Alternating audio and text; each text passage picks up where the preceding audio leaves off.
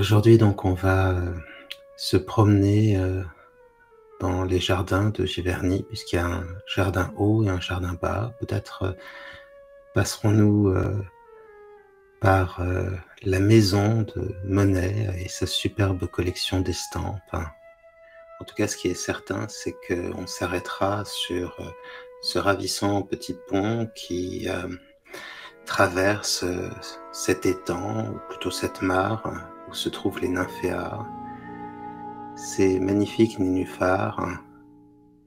Et comme d'habitude, il n'y a pas d'effort à faire. Et vous allez pouvoir, comme ça, vous laisser porter par l'hypnose. Prenez le temps de bien vous installer. C'est un petit peu comme s'il fallait laisser le corps au repos pour laisser l'esprit eh bien, voyager, voguer. C'est d'ailleurs un petit peu ça, l'hypnose, une sorte de dissociation. On s'abstrait d'abord de l'extérieur, puis on s'abstrait de partie des sensations du corps pour rentrer ensuite dans une expérience nourrie de la voix de votre accompagnant et aussi nourrie de votre vécu, et puis surtout une expérience qui naît de votre inconscient et qui permet de créer une vraie surprise, une vraie immersion, quelque chose qui est vraiment, comment dire, spontané, comme un rêve. L'hypnose permet de se connecter à l'inconscient. Et pour se connecter, c'est très simple, il suffit de se laisser porter par la voix, tout en douceur, progressivement, et de voguer vers la transe. Et peu importe le moment où vous entrez en transe, peu importe aussi ces moments que l'on appelle les moments de confusion, où on oublie de penser, de suivre, qui permettent de lâcher prise. Au contraire, ce sont des moments très utiles pour approfondir la transe et puis pour parvenir à mettre son cerveau sur off. Il y a beaucoup de personnes qui recherchent le fameux bouton off. Eh bien, l'hypnose est une manière d'y arriver. Et puis, peu importe le moment où vos yeux se fermeront, ça peut être au chiffre 5, si vous pratiquez déjà les séances, bien un petit peu plus tard, ça n'a pas d'importance. De la même manière que le moment où vous vous endormirez du sommeil de la nuit, moindre importance non plus, il viendra, parce que l'état hypnotique est un état extrêmement proche du sommeil, un état de pleine détente, où l'esprit vogue librement. 5. Il suffit de se laisser porter par ma voix, et parce que à cet instant vous vous posez, vous vous reposez, parce que c'est un moment exprès pour vous, un moment que vous accordez une attention, un accompagnement qui est là pour vous, étape après étape, et qui s'adapte à votre rythme. Et bien tout cela crée ce processus d'intériorisation qui se traduit par des choses très simples comme une respiration plus profonde, plus lente, plus régulière surtout. Et comme nos états émotionnels sont très liés à la respiration, prenez ces deux respirations, j'allais dire presque rituelles.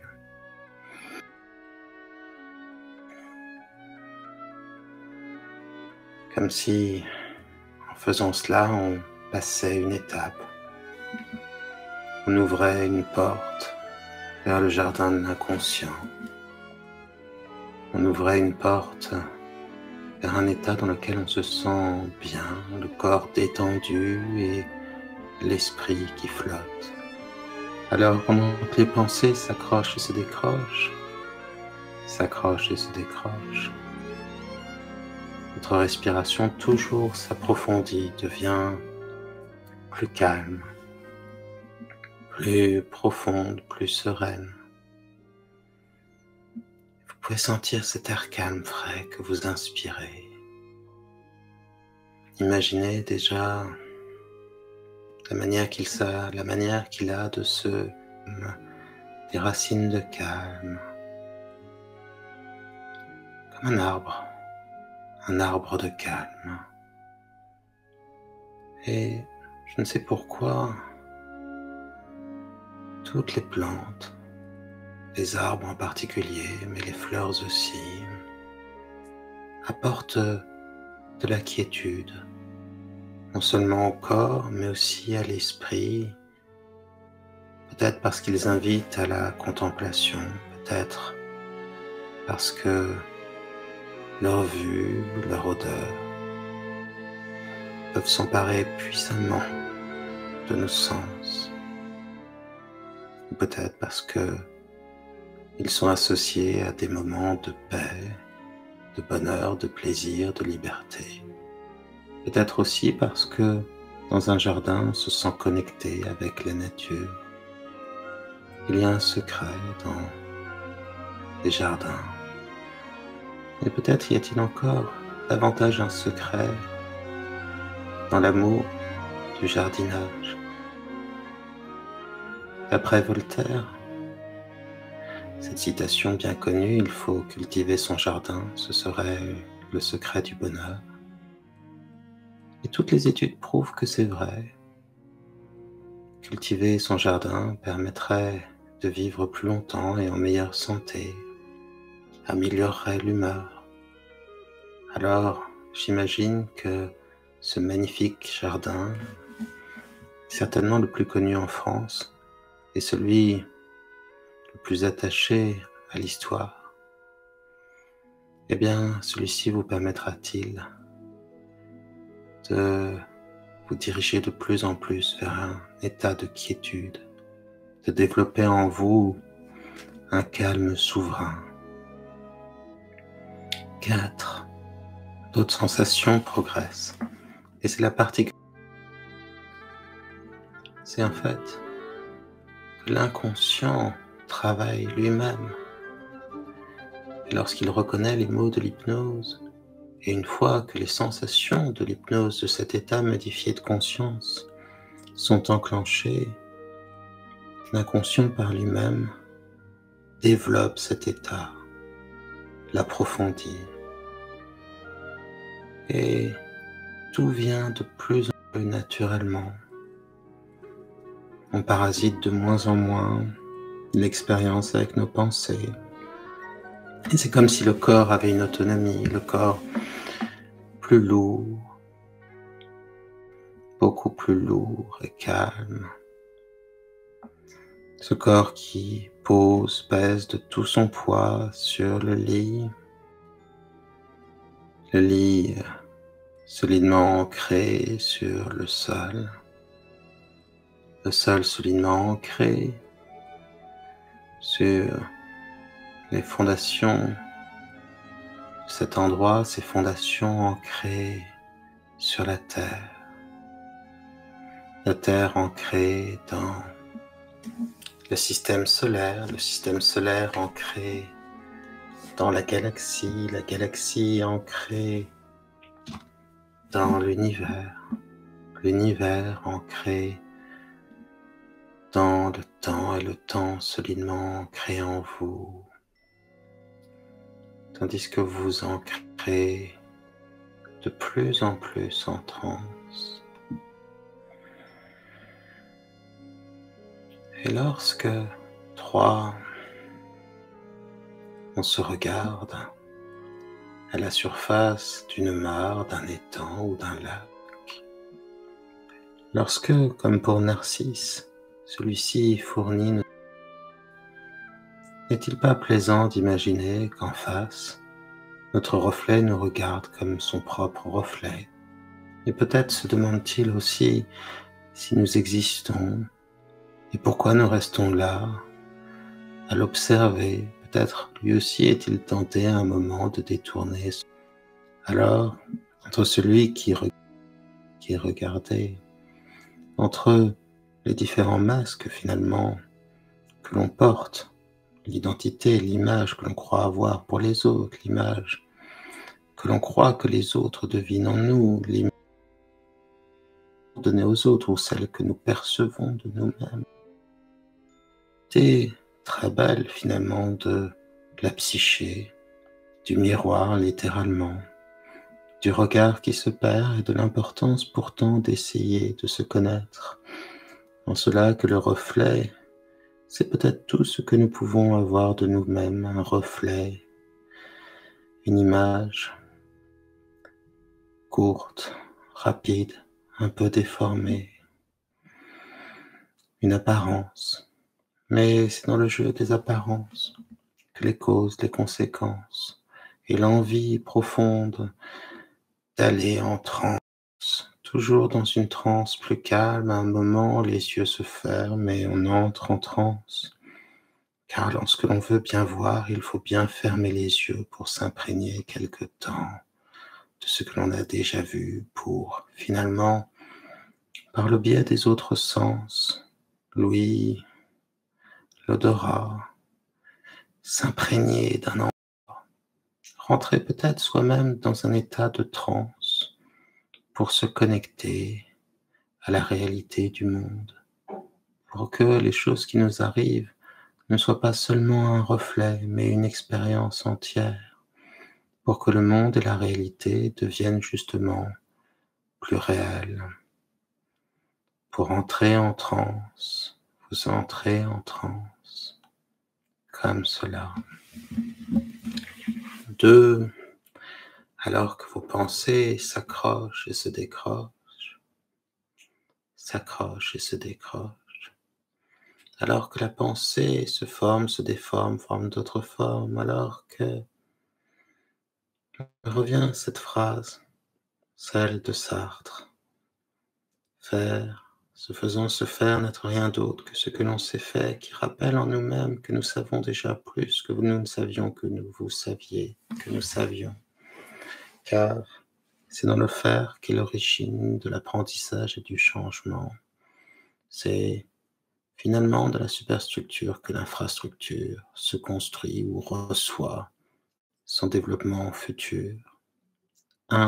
Il est temps d'entrer en transe, les yeux fermés, si ce n'était pas déjà le cas, et de se laisser porter en douceur vers la transe.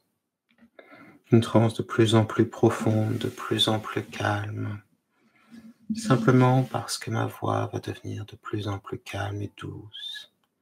Vous accompagnez toujours davantage vers le sommeil de l'hypnose et vous permettre ensuite, en toute sérénité et sans effort, d'entrer dans le sommeil de la nuit. Alors, pendant que les pensées se forment, se déforment, conjuguent et déploient leurs propres ailes, celles non pas du destin, si court, si loin, si près, si loin, où que l'on court, où que l'on aille, dans la conjugaison des pensées, des sentiments, parfois même des ressentiments, des affects, des sensations, des sentiments, dans le jeu, la porosité même entre l'espace de l'inconscient et l'espace du conscient, le préconscient comme une sorte de membrane fine, comme une intuition de ce que nous sommes, une pensée qui, traversant la frontière des deux aspects du moi, est toujours finalement chez elle, car sans qu'il y ait de paradoxe, nous sommes à la fois être conscient et être inconscient. Et si ça pense, je pense aussi, alors on entre, vous entrez plus en transe. Et j'aimerais maintenant que votre esprit inconscient vous fasse voyager. Nous allons aller dans l'un des plus beaux villages de Normandie, dans le village de Giverny. Au bas de Giverny coule une petite rivière charmante. Des petits ponts la traversent. Il y a aussi de grandes prairies où pèse des chevaux. C'est déjà finalement quitter le monde moderne, quitter un temps trop pressé, quitter les soucis quotidiens que de rentrer dans le village de Giverny. Comment cela se fait-il que ce village soit si beau, les maisons toutes charmantes, et partout la présence des jardins et des fleurs, le long même des rues. C'est une invitation à la flânerie et comme une sorte d'antichambre, d'une expérience encore plus belle, saisissante, qu'est le jardin de Monet, le jardin de Giverny. Car c'est là que le grand peintre s'est retiré une fois la gloire acquise. Et c'est sa très belle maison qui sert d'entrée au jardin. On la traverse et on se retrouve face à ce grand jardin fait d'allées parallèles. Un jardin qui ressemble un peu âgé dans sa construction. Un jardin pas si grand que ça et pourtant on sent qu'on pourrait y flâner des heures, y passer des jours et même y passer sa vie. Et là-bas, quel que soit le temps, tout est douceur, tout est calme. Et les fleurs et les plantes s'impriment sur notre rétine et semblent peindre dans notre esprit un tableau d'impressionniste. Alors, prenons le temps de visiter la maison du grand peintre, celui qui maintenant est devenu le peintre le plus connu. On vient le voir de loin, il est devenu une référence, mais c'était loin d'être le cas au départ. Et quand on entre dans sa maison, même si c'est plus d'un siècle après, on peut ressentir sa présence. Il y règne une sérénité profonde. Et quel bonheur que d'observer sur les murs ces estampes, des estampes d'Hiroshige par exemple, d'une grande douceur, les vues d'Edo, c'est-à-dire les vues de Kyoto, mais aussi la vague de Kusai, et puis des peintures d'amis peintres, maintenant de grands noms dans l'histoire de la peinture. Et c'est surtout l'occasion d'observer le jardin du premier étage, d'observer sa construction parfaite et de laisser s'imprimer en nous la sensation de la plus grande douceur, du plus grand bien-être. Redescendons. Allons capter l'essence de ce jardin. Observez la multitude des fleurs. À chaque saison, les fleurs changent.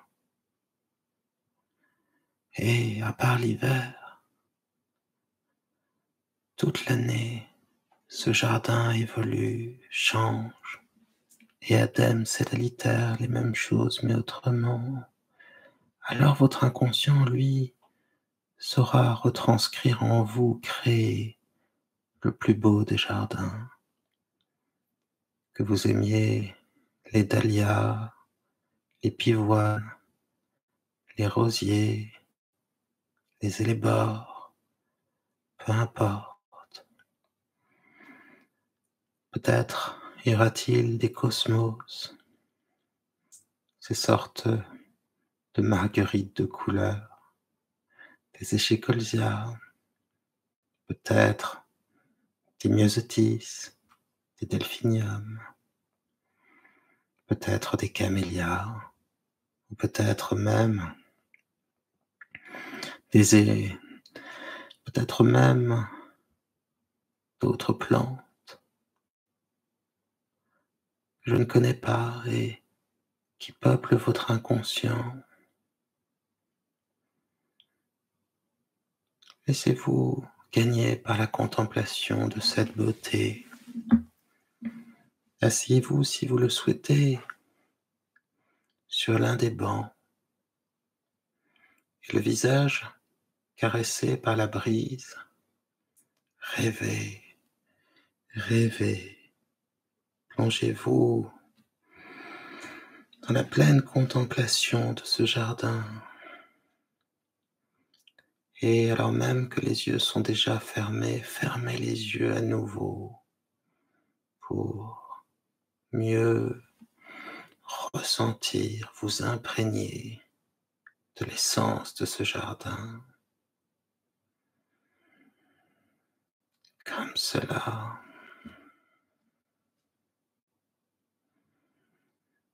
Et c'est comme une sorte de voyage de l'impressionnisme. Et quand on voit des tournesols dans ce jardin, on pense à d'autres peintres, comme Van Gogh bien sûr. Et quand on observe toutes ces tâches, on pense non seulement à l'impressionnisme, mais aussi au pointillisme, à tous ces courants qui sont nés de la liberté, de la sensibilité qu'a apporté l'impressionnisme. Il y a un mystère dans l'impressionnisme. Ce mystère, c'est que l'impression, le ressenti intérieur que l'on a d'un paysage a souvent plus de force et de réalité que la retranscription littérale des couleurs. On parlait avec sa subjectivité, exprimer avec sa subjectivité quelque chose de vrai et d'essentiel du monde. C'est ce que sont parvenus à faire les impressionnistes et Monet. Et puis il y a cette idée merveilleuse. Il paraît qu'il n'y a pas de brin d'herbe identique dans un jardin. Et bien de la même manière, les impressionnistes nous font voir le monde et nous font voir que le monde varie en permanence. On peut observer 10 fois, 100 fois la cathédrale de Rouen. Et en fonction de l'angle, en fonction de l'heure, en fonction de l'état d'esprit dans lequel on est, ce sera une cathédrale autre. Et de la même manière, ce jardin que vous arpentez ou dans lequel vous avez préféré vous asseoir, à chaque fois que vous referez cette séance d'hypnose, eh bien, ce jardin sera différent.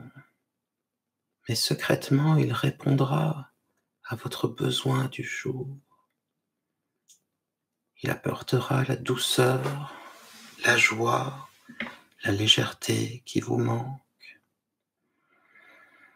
Et il vous permettra de vous reconnecter avec un temps plus doux, un temps qui permet de ralentir, de sortir de la précipitation du quotidien, de l'impatience, pour simplement se plonger dans l'état présent, se connecter avec le temps long des saisons, mais aussi observer l'éphémère beauté des fleurs. Et pourquoi pas C'est ce qui est formidable dans un tel jardin, tant il y a de plantes mellifères. Observer le vol des abeilles, des papillons et peut-être de certains scarabées. Pourquoi pas un cerf-volant, par exemple.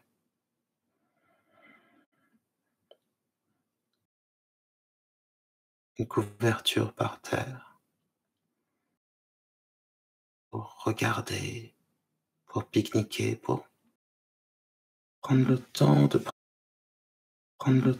prendre son temps. C'est un jardin qui donne envie de sortir un cerf-volant et de le regarder s'envoler. C'est un jardin qui donne envie de lire, qui donne envie de rêver, qui donne envie de voyager et d'être bien. Et maintenant, nous allons nous diriger vers la deuxième partie du jardin. On va passer par un tout petit tunnel qui passe sous une route, car la route désormais coupe le jardin en deux. Mais c'est une bonne chose, non pas qu'il y ait cette route, mais plutôt qu'il y ait un tunnel. Car c'est dans un univers différent que nous allons atterrir. Vous allez pouvoir découvrir cet étang, le plus charmant, le plus petit des étangs. Observez les grands arbres qui ont été plantés et les chemins qui serpentent, les chemins aussi qui bordent cet étang. Observez ce pont, ce tout petit pont de bois qui est devenu mondialement connu puisque c'est de là que l'on peut contempler les nymphéas.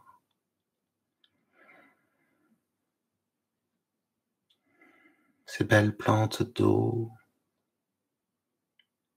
magnifiques. Observez. Et si en Asie, on a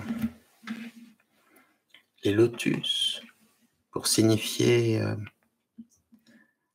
ce qu'est la méditation, ce qu'est une sorte d'ascension quand on s'extrait du présent et de la matière pour aller vers quelque chose de plus doux, de plus calme, de plus...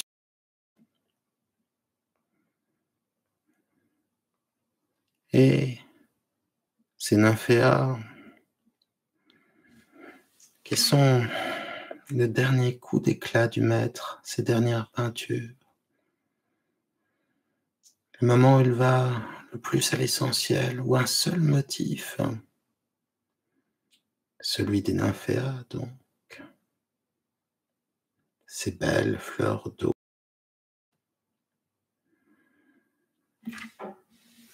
ces nénuphars,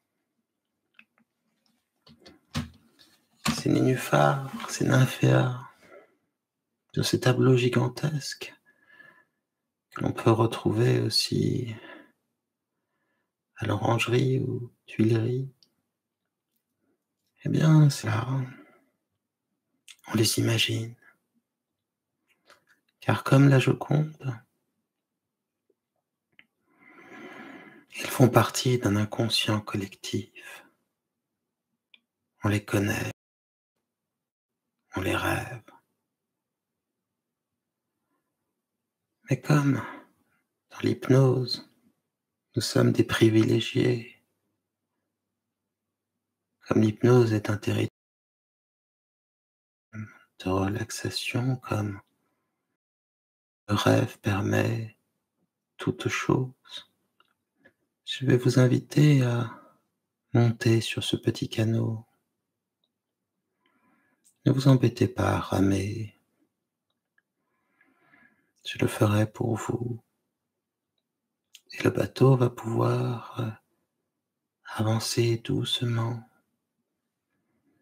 Et vous pourrez observer l'onde derrière ce bateau. qui fait voguer et tanguer doucement les nymphéas, et observez de quelle manière la lumière se reflète sur l'eau qui ondule. Lorsque l'on a cette possibilité de lâcher les amarres, comme ça, de décrocher du quotidien, on a encore envie de fermer les yeux et de rêver, pour simplement aussi sentir le contact de l'air contre le visage, pour se sentir dérivé, pour rêver d'art et de beauté, pour retrouver le plaisir de respirer lentement et profondément, comme il est doux et plaisant de dériver ainsi dans ce canot et de sentir le corps doucement bercé. Rien ne presse. Il est bon de se sentir vivant, il est bon de rêver, il est bon de contempler. Et le regard qui se perd parfois dans le ciel se prête à donner forme aux nuages.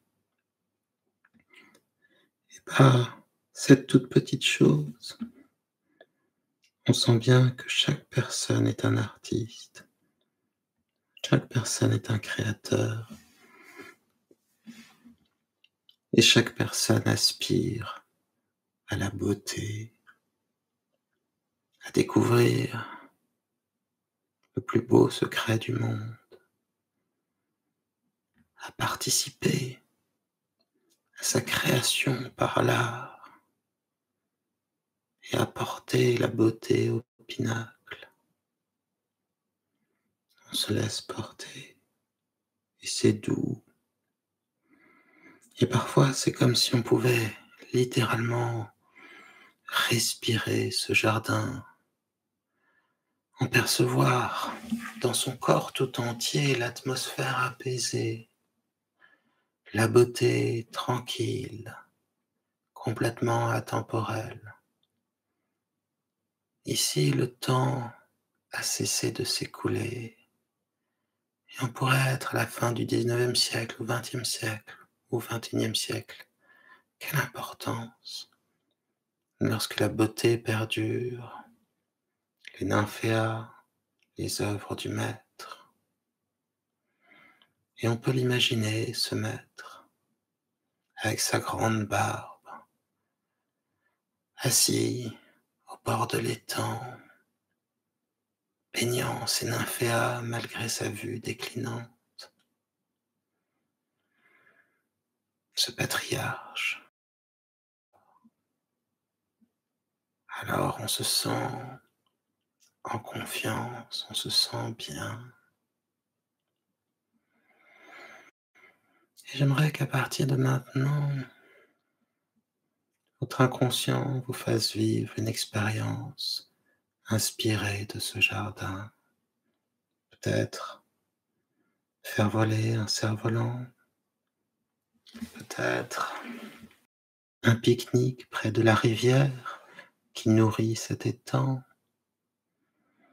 peut-être le plaisir de donner à manger aux chevaux, peut-être une balade sans but et pourtant si plaisante au milieu des maisons de Giverny, peut-être une délicieuse glace à manger par une chaude journée d'été, peut-être la vue du soleil qui tombe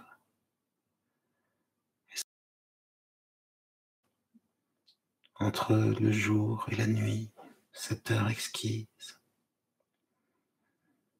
C'est à votre inconscient que je laisse la possibilité et la joie de créer pour vous un plaisir doux et contemplatif et serein. Et à partir de ce temps-là, ma voix ne sera plus là que pour vous accompagner avec douceur, comme une sorte de bruit de fond apaisant, qui serait simplement une invitation indirecte à entrer davantage en transe dans le rêve et le sommeil de la nuit. Car les mots, au-delà même des mots et de leur sens, ne restera plus que l'intuition, que cette sensation, cette atmosphère qu'ils participeront à créer.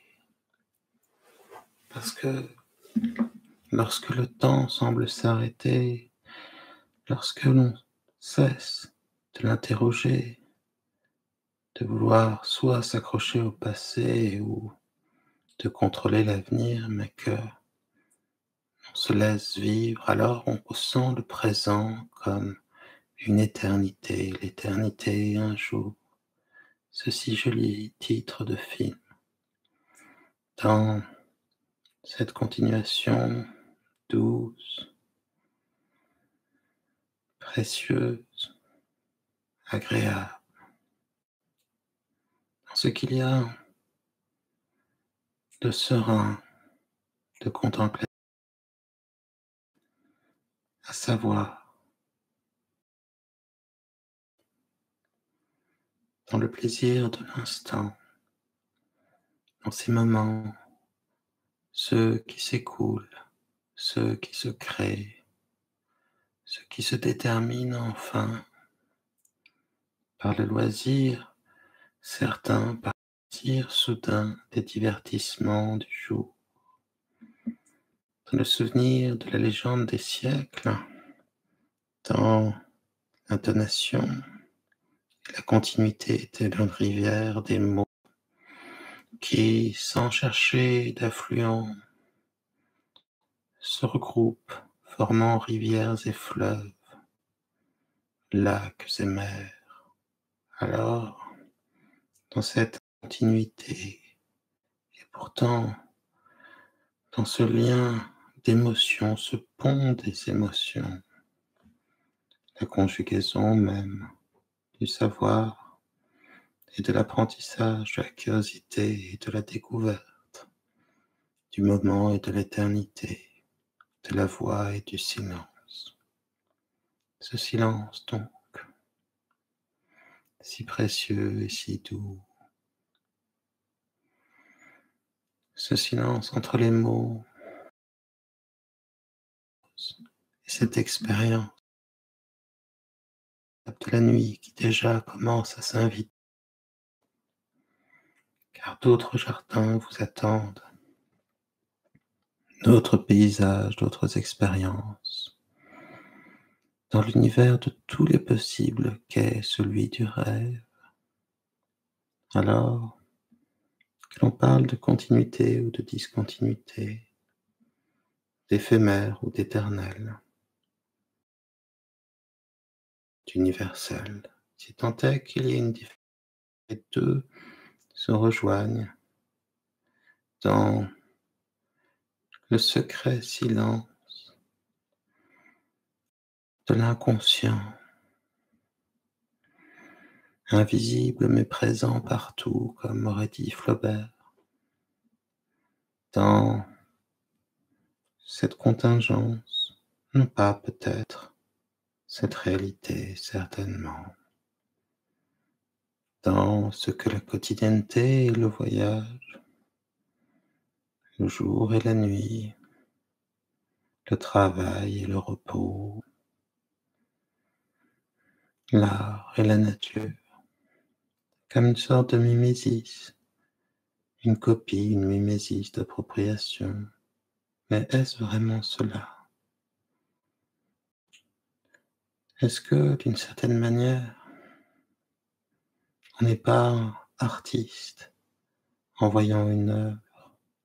On la co-crée comme votre inconscient crée avec ma voix la matière même des rêves de l'hypnose. Alors le corps calme, lourd, assoupi et tranquille, on dérive dans le bien-être, vers d'autres temps,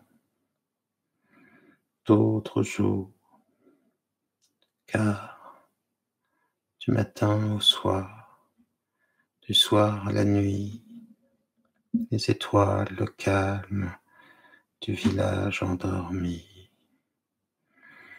les étoiles qui se reflètent dans le lac, et les fleurs qui referment leurs corolles, leurs pétales, et qui se penchent lorsque il ne reste plus que les bruits de la nature, peut-être une chouette, le bruit des sauterelles, le bruit des grenouilles, et aussi le silence. Dans le mouvement infini des astres lents, des étoiles, l'attente d'une étoile filante,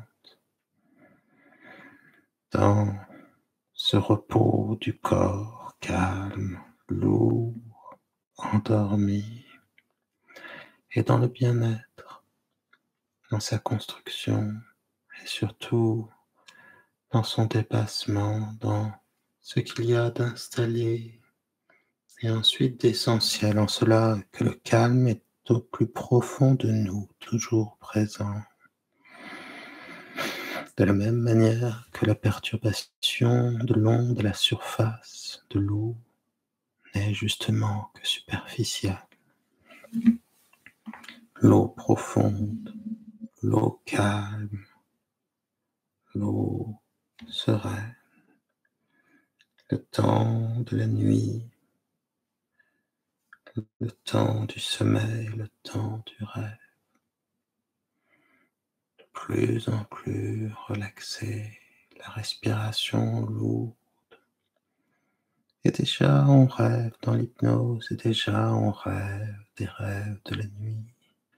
Lorsque la conscience oublie de penser, déjà s'endort dans le royaume de Morphée, loin, loin, les étoiles encore, ailleurs, dans cet ailleurs retrouvé chaque nuit, oublié chaque matin, en cela que vous dormez de plus en plus, et ma voix qui s'éteint, et les rêves qui vous accompagnent